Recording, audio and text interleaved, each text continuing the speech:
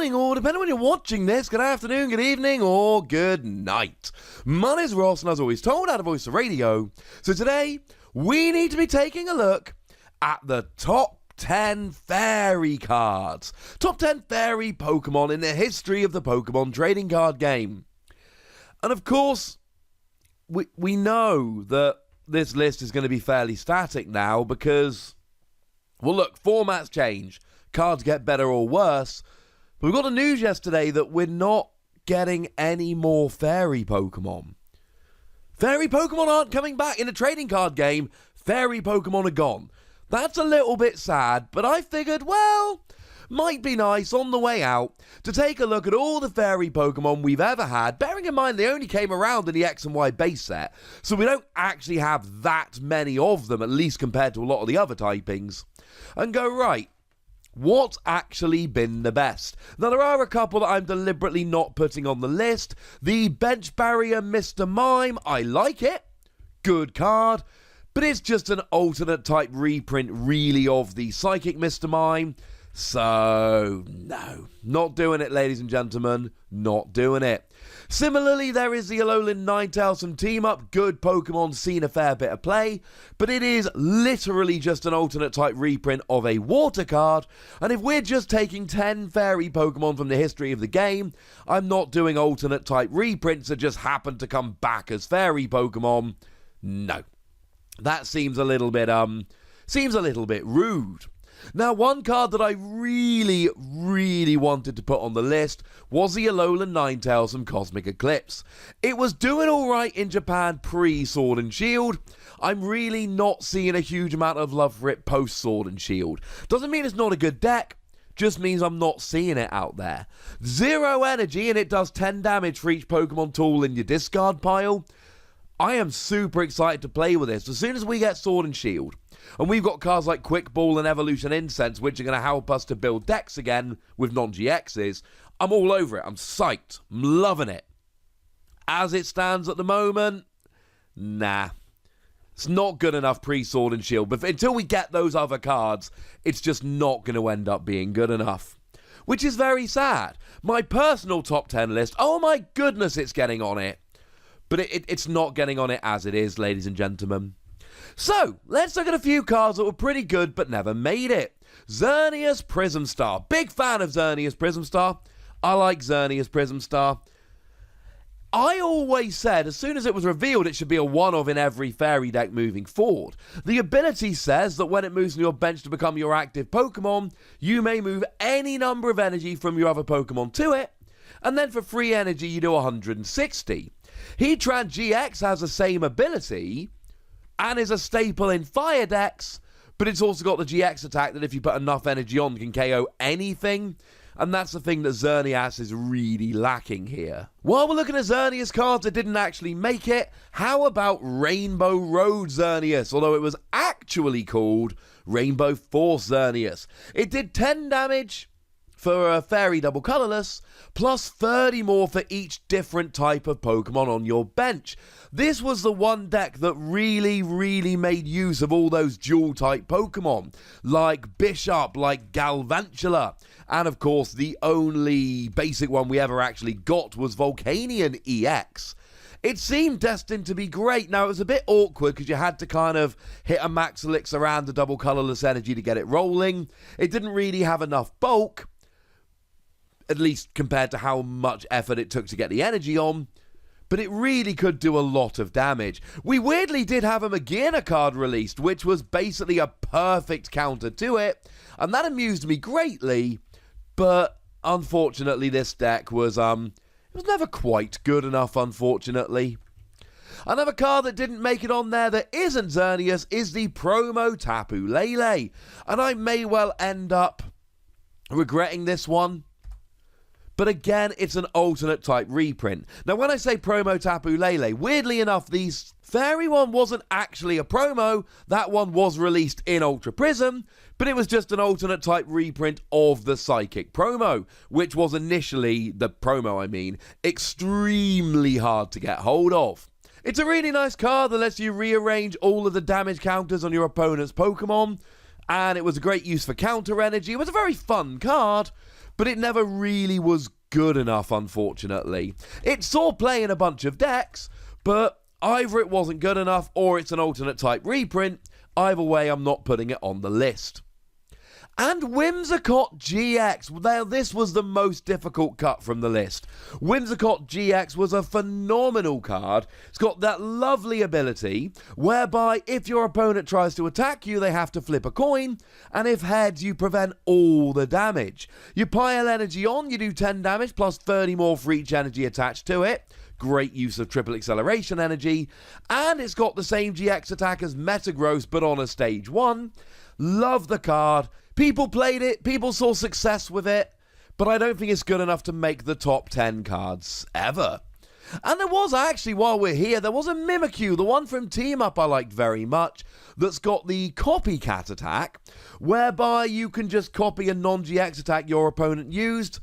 But again, it was sort of minimal play here and there, but it was also an alternate type reprint of the one from Guardians Rising, so again, didn't make the list. So what did make the list? In at number 9, FLORGES. Now, FLORGES is an odd one to me, ladies and gentlemen, because it was out for a very long time, and it was never good. It was just some random, pretty bad stage 2. But it always had an ability that seemed like you could abuse it. FLORGES has the ability whereby once during your turn, you may flip a coin, and if heads, you can grab yourself an item card from your discard pile and pop it on top of your deck. And this became really good when Lily's Pokédoll was printed.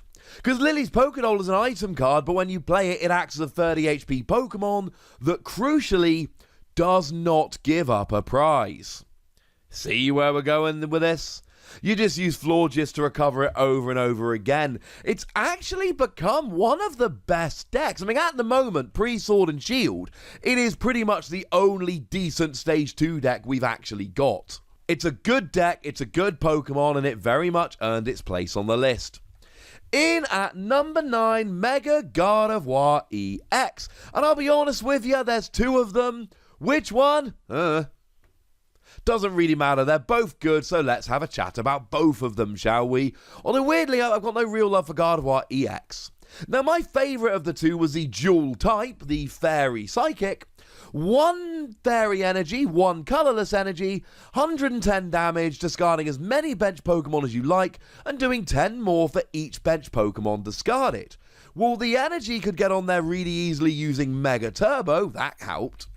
And then you would just make a super consistent deck, playing around with stuff like Shaman and Hooper. Even the Dragonite EX that came around in Evolutions was really, really good and fun with this one.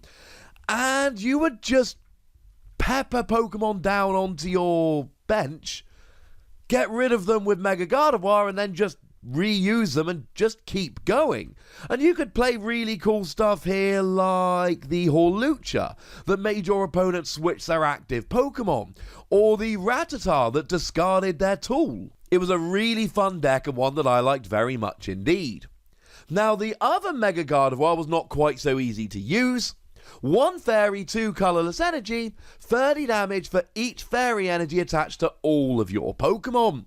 So you would use XERNEAS, yeah, that's coming back later, and Max Elixir and all kinds of other cards to just try and get as many energy on the field as you possibly could, and then smash. I couldn't split them up, so I didn't.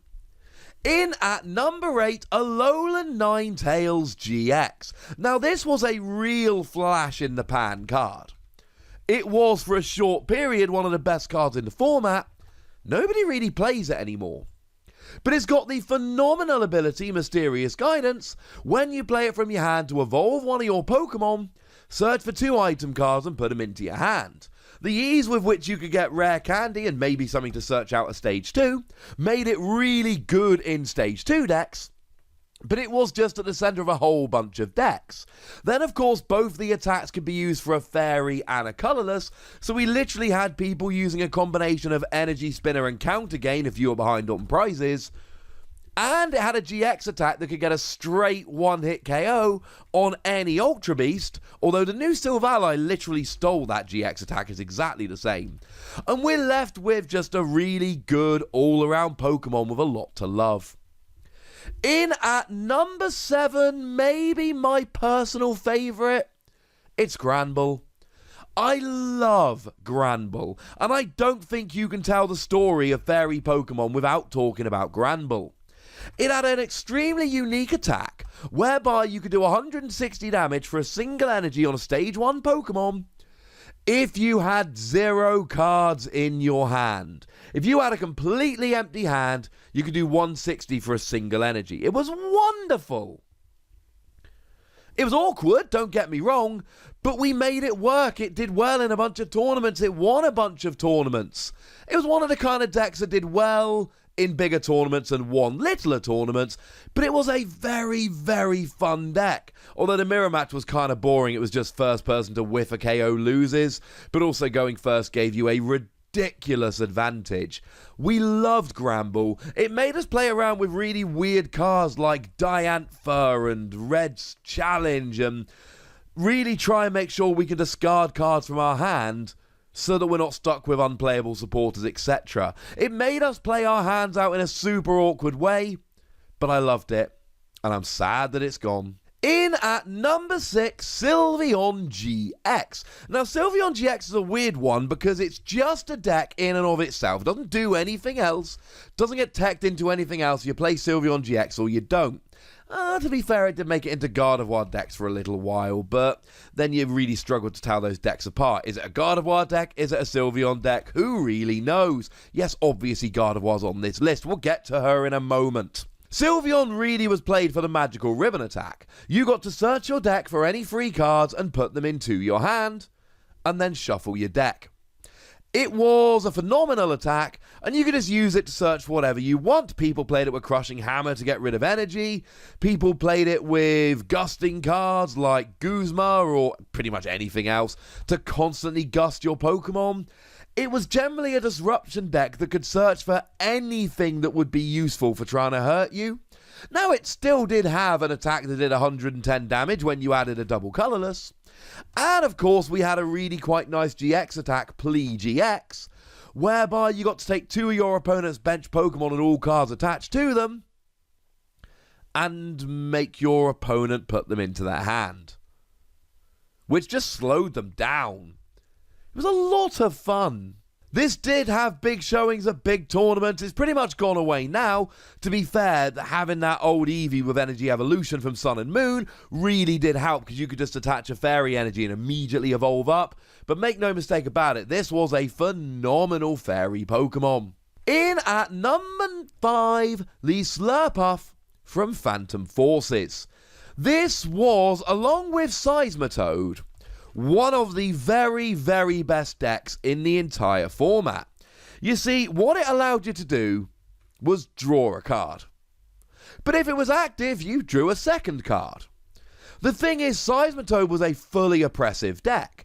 It did 30 damage and stopped you playing item cards, and then it would again play around with stuff like Crushing Hammer. And it had Hypnotoxic Laser to poison you and potentially put you to sleep. And Super Scoop Up to pick itself up so you couldn't take a prize. And because it had Slurpuff, essentially they would just draw multiple extra cards during their turn, and it got a bit silly. It really came to a head when Lysander's Trump card was briefly legal, because Lysander's Trump card let you shuffle your entire discard pile back into your deck. So you could have these cards like Crushing Hammer, Super Scoop Up, Hypnotoxic Laser, and use them every single turn. And when I say every single turn, I mean every single turn. You could just play 2, 3, 4 Super Scoop Up until you hit one. You could play 2, 3 Crushing Hammer until you flipped heads on one. It was silly. It broke the UK National Championships. In 2015, we had a National Championships where Lysander's Trump card was legal, and if you weren't playing Seismitoad and Slurpuff, you weren't going to win that tournament. The final was a mirror match. Obviously, it was. In at number 4, we've got AROMATISSE. And AROMATISSE has actually started making a comeback in the expanded format just in the last couple of months. You see, what's so amazing about AROMATISSE is that it lets you move all of your fairy energy around the board. As often as you like, during your turn, you may move a fairy energy attached to one of your Pokemon to another of your Pokemon. Now, this was really good back when we had Max Potion, because essentially what you would do, and I did a video about Kling Klang the other day, which was a very similar kind of deck, and essentially what you would do is move the energy off to another Pokemon, use Max Potion, you heal all the damage, oh no, I've got to discard all the energy, wait, there's no energy to discard, yay! And then move the energy back on again to attack. It was great with XERNEAS decks back in the day. It's been good with everything, basically. Any good fairy Pokemon, well, this has been legal, has played it, and it's still seeing play now. In at number 3, I think the most iconic of all the fairy Pokemon we ever got, the XERNEAS with Geomancy. And I say iconic because it received many different printings. Many of them.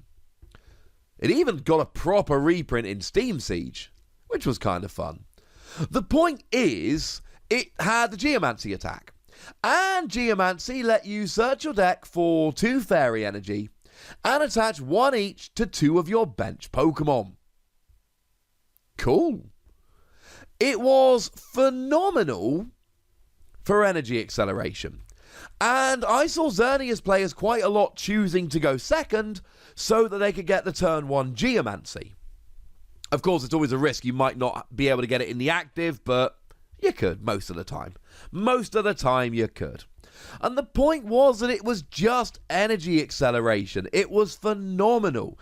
Obviously a fantastic pairing with AROMATISSE, because XERNEAS could get the energy out and AROMATISSE could just move it wherever you needed. Of course, after a while we got XERNEAS Break.